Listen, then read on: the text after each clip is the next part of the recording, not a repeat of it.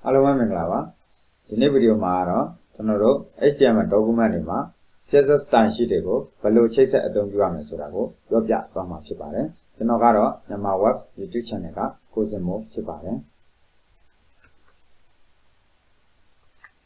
Hobby, Iro, General, the HTML document CSS go chase at don't give yard, Nilan Domio, Nilan Garo, Nilan Garo, inline style, internet style sheet. External style sheet so bro, Nilan Domio Shibare. Hobby, Eddie Nilan Domio go later to ya, General Parmazo and in HTML file with the code rabido, this out ya. HTML file label index.html so bro, General Payliner. Ima general HTML5 basic structure ले भी लाइन में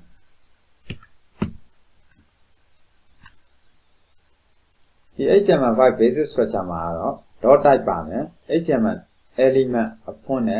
अपॉइंट है पाम है head section palm है ये head section है मां general browser को page ने अच्छा लगते को ये meta tab ले देने ये धरा फिर है ये title को रो general CSS को भी लाइन में mấy sự rồi này nè trái này ta tại đây của ta mà bị đó ở đâu bị đó ra bà đấy cho nó rồi con đang của đó thì body ở đó mà chỉ mà xếp bà đấy ai rồi cho nó rồi thì mà paragraph element này được qua bị đó thì sao chỉ lại nữa thì tab lên nè thì paragraph cái mà Lauren Span sao giống này đi hỏi lại nữa thì sao bài lên cũng phải đi lại nữa. Okay, this survey lego general browser ma twa run ji me so yin belo myin twi ya me so da ko twa le la ji ya ai ro general the index file ko general browser ma run ji me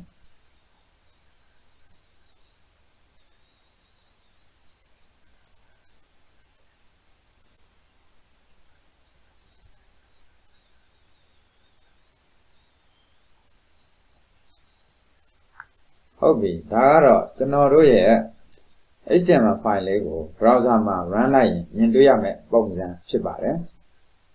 Mesero, a don't do the browser woma, Moody Biro, General, Dima, Yenduya, Bonga, and Nenge, Polemu, Shinamare. General, Dima, Chrome browser go, a don't do Tara, Shibare.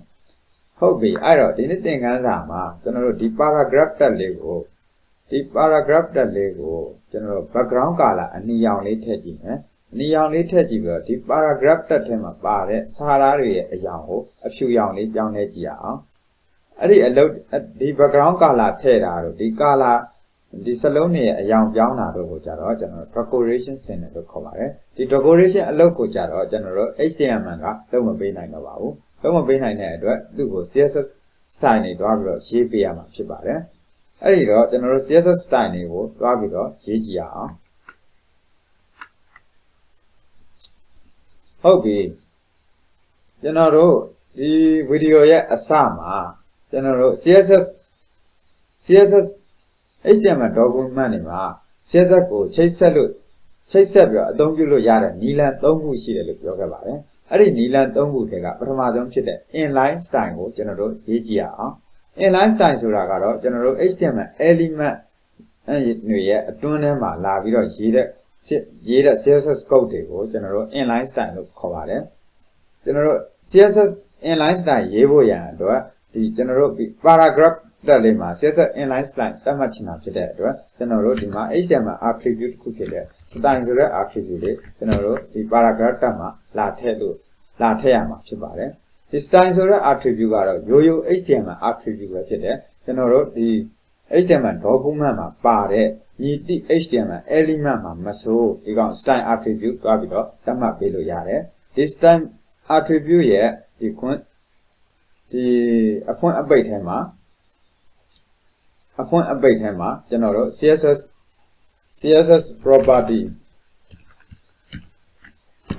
နဲ့ values တွေကိုလာပြီးတော့ရေးပေးရမှာဖြစ်တယ်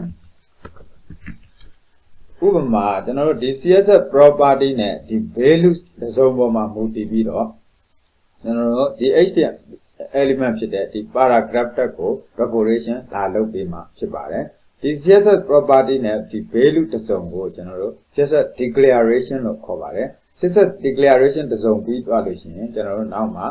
semi comma လေးနဲ့ပိတ်ပေးရမှာဖြစ်ပါတယ်ဟုတ်ပြီအဲ့တော့ကျွန်တော်တို့ဒီသင်ခန်းစာမှာဒီ paragraph တက်လေးကိုကျွန်တော်တို့က background color background အရောင်သတ်မှတ်ပေးချင်တာဖြစ်တယ်အဲ့ဒီတော့ကျွန်တော်တို့ background အရောင်သတ်မှတ်ပေးနိုင်တဲ့ CSS property က background ဖြစ်တယ် background ဖြစ်တယ်ဒီ background ရဲ့ values တွေကကျွန်တော် image တွေလိုက်လို့ရတယ် URL တွေလိုက်လို့ရတယ်နောက်ပြီးတော့ကျွန်တော်တို့ color တွေလိုက်လို့ရတယ်ဒီမှာကတော့ကျွန်တော်တို့ရိုးရိုးပဲအနီရောင် red color ဆိုပြီးတော့သတ်မှတ်ပေးလိုက်မယ်သတ်မှတ်ပေးပြီးတော့ဒီ HTML file လေးကို save လုပ်လိုက်မယ် save လုပ်ပြီးတော့ကျွန်တော်တို့ browser ကိုသွားပြီးတော့ reload လုပ်ချလိုက်မယ် reload လုပ်ချလိုက်မယ်ဆိုရင်ကျွန်တော်တို့ညွှန်နှင်းထားတဲ့ background color အနီရောင်ကိုရရှိမှာဖြစ်ပါတယ်ဟုတ်ပြီဒီ style attribute ထဲမှာကျွန်တော်တို့ CSS declaration တွေတစ်ခုထက်ပို့ပြီးတော့လုပ်လို့ရပါတယ်အဲ့ဒီတော့ခုနကပြောခဲ့တဲ့ကျွန်တော်တို့ဒီ paragraph တက်ထဲမှာပါတဲ့စာလုံးတွေရဲ့အရောင်ကိုအဖြူရောင်ပြောင်းလဲခြင်းတာဖြစ်တယ်အဲ့တော့စာလုံးတွေရဲ့အရောင်ကိုအဖြူရောင်ပြောင်းလဲပေးနိုင်တဲ့ CSS property က color ဖြစ်တယ် color ကိုမှသူ့ရဲ့ value ကကျွန်တော်တို့ white အဖြူရောင်ပြောင်းနေတာဖြစ်တဲ့အတွက် WHID white ဆိုပြီးတော့ပြောင်းလဲပေးလိုက်မယ် browser ကိုသွားပြီးတော့ reload လုပ်ချလိုက်မယ်ဆိုရင်ဒီ paragraph တက်မှာပါတဲ့စာလုံးတွေရဲ့အရောင်ကအဖြူရောင်ကိုပြောင်းလဲသွားတာကိုတွေ့ရမှာဖြစ်ပါတယ်ဟုတ်ပြီအဲ့ဒီတော့အခုဒီလိုမျိုးကျွန်တော်တို့ HTML element တွေရဲ့အတွင်းထဲမှာလာပြီးတော့ CSS code တွေလာရေးပြီးတော့ preparation လုပ်သွားတာကိုကျွန်တော်တို့ CSS inline style လို့ခေါ်ပါတယ်ဘာဖြစ်လို့လဲဆိုတော့သူက CSS ဒီ line ကြားထဲမှာ HTML line တွေကြားထဲမှာသူကလာဝင်ရေးတာဖြစ်တဲ့အတွက် inline style လို့ခေါ်တာဖြစ်ပါတယ်ဒီလို CSS inline style နဲ့ preparation လုပ်ခြင်းအပြင်မိတ်ဆွေတို့ရဲ့ project ကကြီးလာတာနဲ့အမျှမိတ်ဆွေတို့ရဲ့ CSS code တွေကိုနောက်ပိုင်းမှာရှုပ်ထွေးတာတွေဖြစ်လာနိုင်တယ် CSS code တွေကိုနားမလည်တာတွေဖြစ်လာနိုင်ပါတယ်အဲ့ဒီအားနည်းချက်တွေရှိတဲ့အတွက်ကျွန်တော်တို့ဒီဒုတိယနည်းဖြစ်တဲ့ CSS internet style ကိုတွားပြီးတော့လေ့လာကြည့်ရအောင်ဟုတ်ပြီကျွန်တော်တို့ HTML document တစ်ခုမှာ CSS internet style ကိုချိတ်ဆက်အသုံးပြုရမယ်ဆိုရင်ကျွန်တော် HTML document ရဲ့ဒီ head section ထဲမှာလာရေးရမှာဖြစ်ပါတယ်ဒီ head section ထဲမှာ style ဆိုတဲ့ HTML element တွေလာရေးရမှာဖြစ်ပါတယ်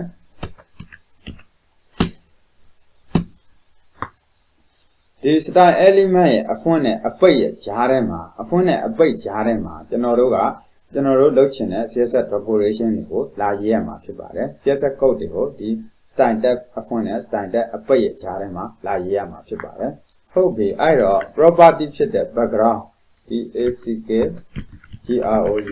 background နဲ့နောက်က color ဖြစ်တဲ့ value ဖြစ်တဲ့ red ဆိုတဲ့အနီရောင်ကိုဒီမှာလာရေးမယ်လာရေးပြီးတော့ကျွန်တော်တို့ browser ကို reload လုပ်ချလိုက်မယ် reload လုပ်ချလိုက်မယ်ဆိုရင်ကျွန်တော်တို့မျှော်လင့်ထားတဲ့ background အနီရောင်ပါမလာတော့တာကိုတွေ့ရှိရမှာဖြစ်ပါတယ်ဒါကဘာကြောင့်လဲဆိုတော့ကျွန်တော်တို့ style element style tab ရဲ့အတွင်းထဲမှာကျွန်တော်တို့ property နဲ့ value pair တစ်စုံလာရေးပေးမယ်လို့ CSS ကဒီ HTML document မှာပါတဲ့ဘယ် element ကို preparation လုပ်ပေးရမယ်ဆိုတာကို CSS က auto မသိပါဘူးအဲ့ဒီအတွက်ကျွန်တော်တို့ selector ထည့်ပေးရပါတယ်ဒီဥပမာမှာတော့ကျွန်တော်တို့ဒီ paragraph tag လေးကိုကျွန်တော်တို့က preparation လုပ်ချင်တာဖြစ်တယ်အဲ့အတွက်ဒီ p tab ရဲ့ selector ကိုထည့်ပေးရမှာဖြစ်တယ်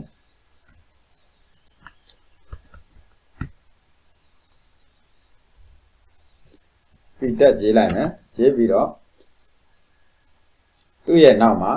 တွန့်ကွန်းအဖွင့်တွန့်ကွန်းအပိတ်လေးလိုက်ရမှာဖြစ်ပါတယ်ဒီတွန့်ကွန်းအဖွင့်နဲ့အပိတ်ရဲ့ကြားထဲမှာအခုနကကျွန်တော်တို့သတ်မှတ်ခဲ့တဲ့ CSS declaration ကိုလာသတ်မှတ်ပေးရမှာဖြစ်တယ် background background သူ့ရဲ့နောက်က color red သတ်မှတ်မယ် CSS declaration တခုပြီးလို့ရှိရင်ကျွန်တော်တို့ semi comma နဲ့ပိတ်မယ်ပိတ်ပြီးတော့ကျွန်တော်တို့ဒီ HTML file ကို save လိုက်မယ်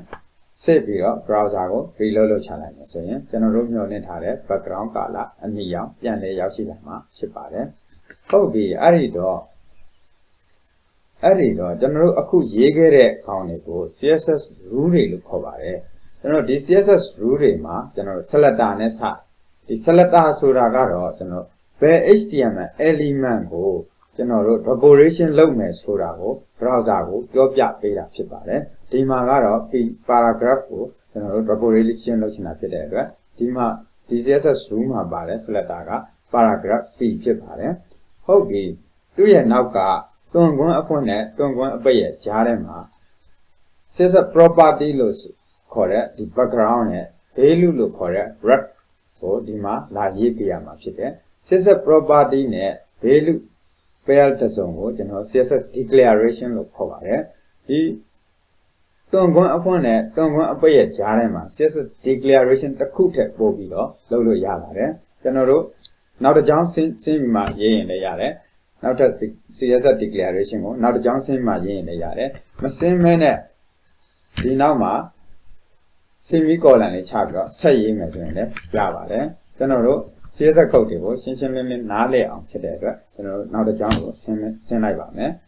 ဟုတ်ပြီအခုနကကျွန်တော်တို့ဒီ paragraph tag လေးရဲ့စာလုံးတွေရဲ့အရာကိုကျွန်တော်တို့ကအဖြူရောင်ပြောင်းနေတာဖြစ်တယ်အဲ့ဒီတော့စာလုံးတွေရဲ့အရာကိုပြောင်းလဲပေးနိုင်တဲ့ CSS property က color ဖြစ်ပါတယ်ဒီ color ကိုကျွန်တော်တို့အဖြူရောင် WHID white ဆိုပြီးတော့ပြောင်းလိုက်ပေးလိုက်မယ်ဒီ index.css file ကို save လိုက်မယ် save ပြီးတော့ကျွန်တော်တို့ browser ကို reload လုပ်ချလိုက်မယ်ဆိုရင်အခုနကကျွန်တော်တို့မျှော်လင့်ထားတဲ့ background color အနီရောင်နဲ့စာလုံးတွေရဲ့အရာအဖြူရောင်ကိုပြောင်းလဲသွားတာကိုတွေ့ရမှာဖြစ်ပါတယ်ဟုတ်ပြီဒီမှာကျွန်တော်တခုပြောချင်တာကကျွန်တော်တို့ဒီအရောင်တွေကိုဒီ red တို့အနီတို့ white တို့အဖြူတို့နဲ့မျိုးနာမည်တွေကိုခေါ်ပြီးတော့သုံးလို့ရပါတယ်တကယ်လို့ဒီနာမည်တွေကိုခေါ်ပြီးတော့သုံးခြင်းအပြင်မိတ်ဆွေတို့သိတဲ့နာမည်တွေကိုပဲသုံးလို့ရမှာဖြစ်ပါတယ်ဥပမာ green တို့ yellow တို့ orange တို့ဒါတွေပဲသုံးလို့ရမှာဖြစ်ပါတယ်ကျွန်တော်တို့အရောင်ဇက်တွေကိုသုံးချင်တယ်ဆိုတော့ကျွန်တော် hexadecimal code တွေကိုသုံးပြရမှာဖြစ်တယ် hexadecimal code တွေသုံးပြရမယ် red green group blue alpha ဆိုတဲ့ RGBA code တွေကိုသုံးပြရမှာဖြစ်ပါတယ်ဟုတ်ပြီအဲ့တော့ကျွန်တော်ဒီ hexadecimal code တွေအကြောင်းကိုကျွန်တော်တို့နောက်မှအသေးစိတ်ပြောပြသွားမှာဖြစ်ပါတယ်ဒီမှာကတော့ကျွန်တော်တို့အဖြူရောင်ရဲ့ hexadecimal code က shape up down လုံးအရောင်ဖြစ်ပါတယ်save မယ် save ပြီးတော့ browser ကို reload လုပ်ချလိုက်မယ်ဆိုရင်ကျွန်တော်တို့ရဲ့စာသားတွေရဲ့အရောင်ကအဖြူရောင်ပဲဖြစ်နေတာကိုတွေ့ရမှာဖြစ်ပါတယ်ဟုတ်ပြီအဲ့တော့အခုကျွန်တော်တို့မိတ်ဆွေတို့ကိုရေးပြသွားတာကတော့ CSS inline internet style ဖြစ်ပါတယ် internet style မှာလည်းမိတ်ဆွေတို့ရဲ့ project ကြီးကကြီးလာတာနဲ့အမျှဒီမိတ်ဆွေတို့ရဲ့ head section ကြီးက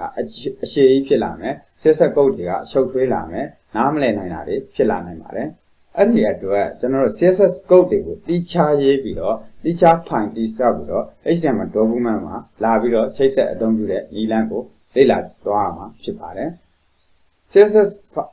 code တွေကိုတိကျရေးပြီးတော့ HTML file မှာလာပြီးတော့ချိတ်ဆက်အသုံးပြုတဲ့နည်းလမ်းကိုတော့ external style လို့ခေါ်ပါတယ်။ဘာကြောင့်လဲဆိုတော့ဒီကောင်ပြင်ပကလာတဲ့ CSS ကိုယူသုံးတာဖြစ်တဲ့အတွက် external style ရှိလို့ခေါ်ပါတယ်။ဟုတ်ပြီအဲ့တော့ကျွန်တော်တို့ external style ရှိကိုလေ့လာဖို့ရတဲ့အတွက်ကျွန်တော်တို့ CSS file လေးတစ်ခုသွားပြီးတော့ဒီစောက်ကြည့်ရအောင်။ဒီမှာဆိုရင်ကျွန်တော်မိတ်ဆွေတို့အနေနဲ့ကြိုက်နှစ်သက်ရနာမည်ကိုပေးလို့ရပါတယ်။ကျွန်တော်ကတော့ style လို့ပေးလိုက်မယ်။ပေးပြီးတော့သူ့ရဲ့နောက်မှာ dot နဲ့ CSS ဆိုပြီးတော့ file type မျိုးစား file extension လေးထည့်ပေးရမှာဖြစ်ပါတယ်။ဒါမှသာ browser ကဒီ file ဟာ CSS file ဖြစ်တယ် style sheet file ဖြစ်တယ်ဆိုတာကိုနားလည်မှာဖြစ်ပါတယ်။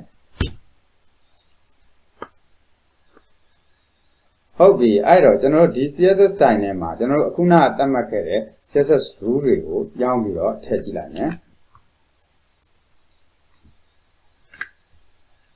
ဒီ style.css file ကိုဆေးလိုက်ပါမယ်။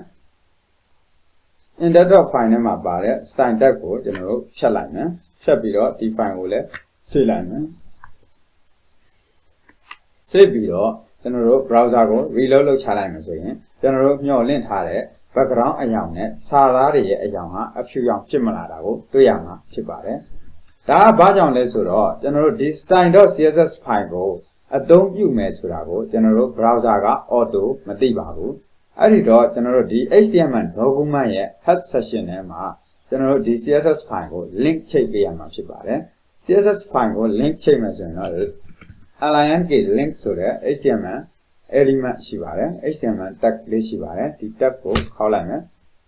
ဒီ link ဆိုတဲ့ HTML element မှာ REN ဆိုတဲ့ HTML attribute ပါပါတယ်ဒီ REN ကတော့ relation ကိုရည်ညွှန်းတာဖြစ်ပါတယ်ဒီ relation ရဲ့ values က style sheet ဖြစ်တယ်အဲ့ဒီတော့ကျွန်တော်တို့ဒီ REN style sheet ဆိုတဲ့ကောင်ကကျွန်တော် browser ကိုကျွန်တော်တို့ချိတ်ဆက်အသုံးပြုမှာက CSS style sheet တစ်ခုဖြစ်တယ်ဆိုတာကို